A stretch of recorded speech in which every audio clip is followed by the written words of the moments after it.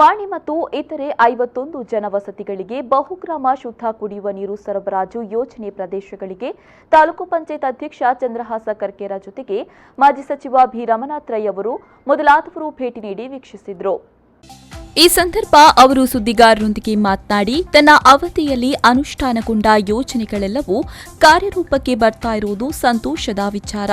ಬಂಟ್ವಾಳ ಕ್ಷೇತ್ರದ ಎಲ್ಲಾ ಜನರಿಗೂ ಕುಡಿಯುವ ನೀರನ್ನು ಒದಗಿಸುವ ಬಹುಗ್ರಾಮ ಕುಡಿಯುವ ಯೋಜನೆ ತನ್ನ ಅವಧಿಯಲ್ಲಿ ಮಂಜೂರುಗೊಂಡು ಕಾರ್ಯರೂಪಕ್ಕೆ ಬರ್ತಾ ಇದ್ದು, ತನ್ನ ಕನಸು ಸಾಕಾರಗೊಳ್ತಾ ಇದೆ ಅಂತ ಮಾಜಿ ಸಚಿವ ಬಿ ರಮನಾಥ್ ರೈ ಅವರು ಹೇಳಿದರು.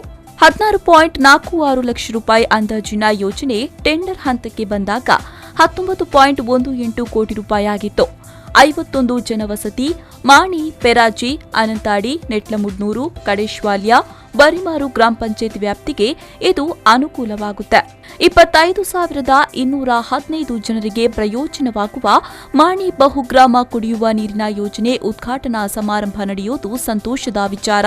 ಈ ಯೋಜನೆ ಅನುಷ್ಠಾನ ಸಂದರ್ಭ ಅದರ ಹಿಂದೆ ಬೆನ್ನು ಹಿಡಿದು ಕೆಲಸ ಮಾಡಿ ಜನರಿಗೆ ಅನುಕೂಲ ಮಾಡಿಸಿಕೊಟ್ಟ ತೃಪ್ತಿ ನನಗಿದೆ. ಜಿಲ್ಲಾ ಪಂಚಾಯಿತಿ, ತಾಲೂಕು ಪಂಚಾಯತ್ ಸದಸ್ಯರು ಈ ಕಾರ್ಯಕ್ರಮದಲ್ಲಿ ಭಾಗವಹಿಸುವರು. ಕರೋಪಾಡಿ ಸಂಗಬೆಟ್ಟು ಯೋಜನೆ ಅನುಷ್ಠಾನಗೊಂಡಿದೆ. ಬಿಟ್ಟು ಹೋದ ತಾಲೂಕಿನ ಇತರೆ ಪ್ರದೇಶಗಳನ್ನು ಮುಡಿಪು ಅಳಿಕೆ ಯೋಜನೆಯಡಿ ಸೇರಿಸಿಕೊಳ್ಳಲಾಗುತ್ತೆ ಅಂತ ಹೇಳಿದರು. ಮಂಜೂರಾತಿಯಾಗುವಾಗ ಯೋಜನೆ ಒಟ್ಟು ಅಂದಾಜು ಮೊತ್ತ 16 ಕೋಟಿ 46.70 ಲಕ್ಷಗಳು. ಅದು ಟೆಂಡರ್ಗೆ ಬರುವಾಗ 19 ಕೋಟಿ 18 ಲಕ್ಷ. ಇದು ಟೆಂಡರ್ ಮೊತ್ತ. ಕೆಲಸ ಆಗ್ತಿರುವ ಕೆಲವು ಕಡೆ ವ್ಯತ್ಯಾಸಗಳು ಬಂತು. ಈ ಶರಪಾಡಿ ಈ ಯೋಜನೆ ಇರ್ಬೋದು ಅಥವಾ ನಮ್ಮ ಬೇರೆ ಬೇರೆ ಯೋಜನೆಗಳಲ್ಲಿ ವ್ಯತ್ಯಾಸಗಳು ಬಂದು ಜಾಸ್ತಿ ಆಗಿದ್ದು ಇದೆ. ಈ ಥರ 5 ಯೋಜನೆಗಳು ನನ್ನ ಕ್ಷೇತ್ರ ವ್ಯಾಪ್ತಿಯಲ್ಲಿ ಇದೆ ಅಂತ ಹೇಳೋದಕ್ಕೆ ನನ್ನ ಒಂದು ಕನಸಿನ ನಮ್ಮ ದೇಶದಲ್ಲಿ ಅಲ್ಲ ಜಗತ್ತಿನಲ್ಲಿ ಮುಂದಿನ ದಿನಗಳು ನೀರಿಗಾಗಿ ಜಗಳ, ಕುಡಿಯೋ ನೀರಿಗಾಗಿ ಜಗಳ.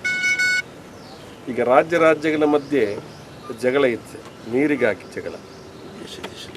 ವಿಶ್ವದಲ್ಲಿ ಕೂಡ ಒಂದು ಜಗಳ ಇದೆ, ಅದು ನೀರಿಗಾಗಿ. ಆದ್ದರಿಂದಾಗಿ ಇವತ್ತು ನೀರನ್ನು ಕೂಡಿಸ್ತಕ್ಕಂಥದ್ದು ಭಾಳ ದೊಡ್ಡ ಮಹತ್ವದ ವಿಚಾರ. ಈ ಸಂದರ್ಭ ತಾಲೂಕು ಪಂಚಾಯತ್ ಅಧ್ಯಕ್ಷ ಚಂದ್ರಹಾಸ ಕರ್ಕೇರ, ಉಪಾಧ್ಯಕ್ಷ ಅಬ್ಬಾಸ್ ಅಲಿ, ಜಿಲ್ಲಾ ಪಂಚಾಯತಿ ಸದಸ್ಯರಾದ ಚಂದ್ರಪ್ರಕಾಶ್ ಶೆಟ್ಟಿ, ಮಂಜುಳಾ ಮಾಧವ ಮಾವೆ, ಪದ್ಮಶೇಖರ್ ಜೈನ್, ಎಂಎಸ್ ಮಹಮ್ಮದ್, ಎಪಿಎಂಸಿ ಅಧ್ಯಕ್ಷ ಪದ್ಮನಾಭ ರೈ, ತಾಲೂಕು ಪಂಚಾಯತಿ ಸದಸ್ಯೆ ಮಂಜುಳಾ ಕುಶಾಲ ಪೆರಾಜೆ, ಪ್ರಮುಖರಾದ ಬೇಬಿ ಕುಂದರ್, ಸುದೀಪ್ ಶೆಟ್ಟಿ ಮಾಣಿ, ಸ್ಥಳೀಯ ಪಂಚಾಯತಿ ಅಧ್ಯಕ್ಷ, ಸದಸ್ಯರು, ಮುಖಂಡರು ಉಪಸ್ಥಿತರಿದ್ದರು.